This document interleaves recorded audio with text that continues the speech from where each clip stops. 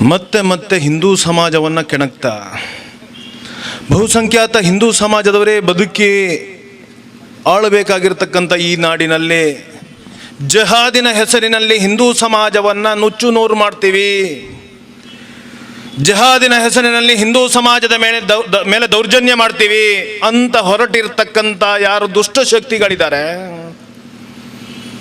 ಅನೇಕ ಕಡೆ ಅಲ್ಲಲ್ಲಿ ತಾಂಟ್ಲಿಕ್ಕೆ ಕರಿತಾ ಇರ್ತಕ್ಕಂಥ ದುಷ್ಟಶಕ್ತಿಗಳು ಯಾರಿದ್ದಾರೆ ಅವರಿಗೊಂದು ಸಂದೇಶ ಹೋಗಬೇಕು. ಸರ್ವೇ ಜನ ಸುಖಿನೋ ಭವಂತು ಅಂತ ಹೇಳಿರ್ತಕ್ಕಂಥ ಹಿಂದೂ ಸಮಾಜ ಇಡೀ ಜಗತ್ತಿನಾದ್ಯಂತ ಬಂದಿರತಕ್ಕಂಥ ಎಲ್ಲರನ್ನ ಸ್ವೀಕಾರ ಮಾಡಿಕೊಂಡು ಬಂದಿರತಕ್ಕಂಥ ಸಮಾಜ,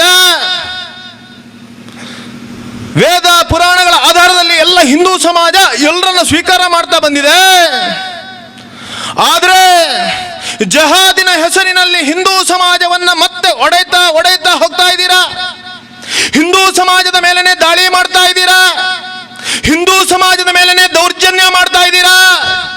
ಸ್ವಾತಂತ್ರ್ಯ ಸಿಕ್ಕಿ 75 ವರ್ಷಗಳು ಸಹಿಸ್ಕೊಂಡು ಬಂದಿದ್ದೀವಿ, ಬಸ್ ಇನ್ನು ಸಹಿಸ್ಲಿಕ್ಕೆ ಸಾಧ್ಯ ಇಲ್ಲ.